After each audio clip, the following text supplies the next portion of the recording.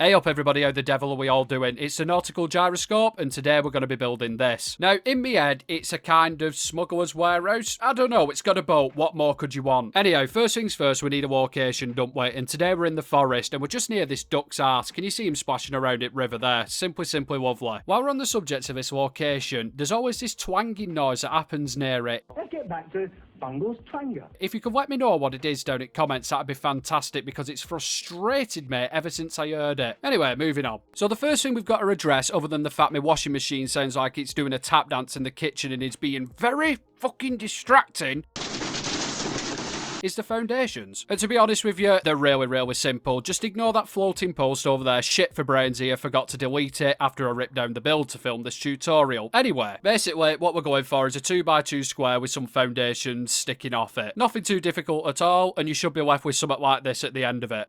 For the walls, we're just going to be using a mixture of the wooden set and the warehouse set. Now, these don't have to be in any specific order. You can do what the hell you want to do with them. Throw in some half walls as well, just to break it up a little bit. Because in all honesty with you, nothing says this structure is supposed to look like a bag of shit than mixing up wall pieces. Yeah, we'll throw some more down there. Simply lovely. Another top tip for you as well, guys. Always remember to spend at least 15 minutes and 45 seconds inside your build menu choosing what you're going to use, because there's nothing better than wasting your life in Fallout 76. Now, in one of these two foundations here, we're going to be using something a little bit different. A Powerboy 3000, also known as an electric door. No, I don't even think that's a correct term, but you know what I mean. And you may be thinking to yourself, why are we using this high-tech magical door here? Well, I'll tell you, it's for a very good reason. It looks fucking terrible, and that's exactly what we're going for. And with a few more walls plonked down on these foundations here, that should be your ground floor done. Just take a step back and have a look at it. Doesn't it look beautiful? No, it really doesn't. So on top of our powered door and the wall next to it, we're going to put down some sloping roofs, and we're going to build them up into kind of like a little tower thing. I don't know, you'll see in a minute anyway. Now the tower itself is only going to be one full wall high. It's not going to be massive by any stretch of the imagination. Insert a "that's what she said" joke here, please. Thank you very much. But putting in this mini tower will help to break the build up a little bit. You know, it's not going to be a flat roof square box. It's going to have a few different levels to it. Now on top of the sloping roofs, we're going to finish it off with some little half walls. I'm going to use the warehouse set, but like I said, you guys can use whatever the bloody hell you want. Now once we've finished off doing that bit, it's time to put in our second floor, and we're going to be using these gantry stairs here. And from these, we're just going to put one floor in the corner over there, and then on our little extendy out into the water bit, that's the technical name, we're just going to floor that off as well.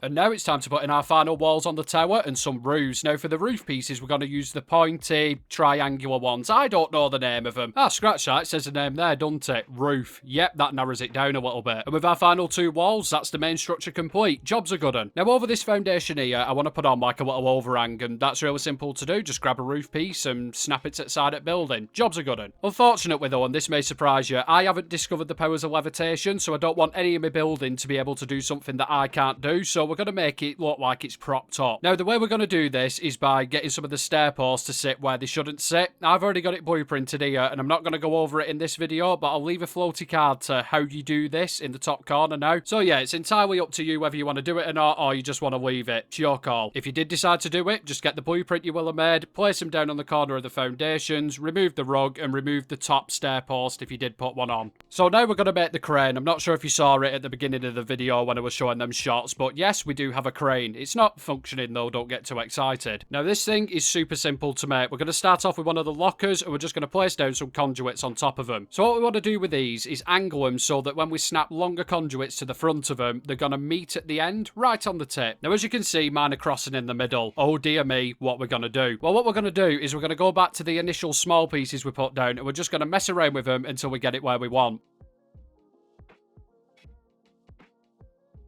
There you go, you see? Absolutely fantastic. That's what we're looking for. We're then going to use the pressure plate merge glitch to merge the conduits down into the locker. Again, I've shown this in countless videos. I'll leave a floaty card in top corner. Once we've merged down them conduit pieces, we can line up our locker again, and we can snap on the longer conduits. And look at that, we've got ourselves a boom arm. From here, we're going to make our crane thick with 2 Cs, and we're going to destroy the locker with a flamethrower trap. We can then get another locker and just slide it into the back of that one. Absolutely fantastic. And then on top, to make it look a little bit more, well, craney, we're going to put down a power counter. Now, it's not brilliant, I know, but remember, we're going for a homemade kind of look. We're not going for a multi-million-dollar JCB fucking thing, are we? We can, however, add a little bit more spice to it. As you can see, I've attached a power conduit onto the end of our boom arm thing. Yeah. And I've also made this little contraption out of stash boxes with the camp module on top of it. And we're going to use that to float a Nuka-Shine keg. So what you got to do is grab yourself a Nuka-Shine keg or whatever item you want the crane to be supposedly lifting. And you're going to attach a power conduit to the top of it. Once you've done that, you're going to place the item on top of the camp module. And from here, you can attach a wire from the item that you want to be lifting onto your crane boom arm. Simple as that. Now, it is going to take a little bit of fettling, but if you move around the camp module enough and the stash boxes, it'll get to a point where that wire from the crane down to the item will be perfectly straight. I mean, you don't want it on the piss, do you? It's just going to look absolutely ridiculous. Once you've got it lined up how you want it to be, get your Nuka-Shine keg, use the merge glitch to sink down the power connector into the keg, put it back on top of the camp module, attach your wire up to your crane, and then you can move your camp module and all the stash boxes, and the barrel will still be floating. Beautiful. Don't look half bad, that, does it? Like I say, not brilliant, but it's the best we're going to get. By the way, I forgot something because I'm an idiot. Make sure that you run a wire from the connector at the end of your boom arm up to the power counter. What I'll do from here is I'll cut away to some footage of the actual thing decorated to give you some ideas. So, yeah, back in a second.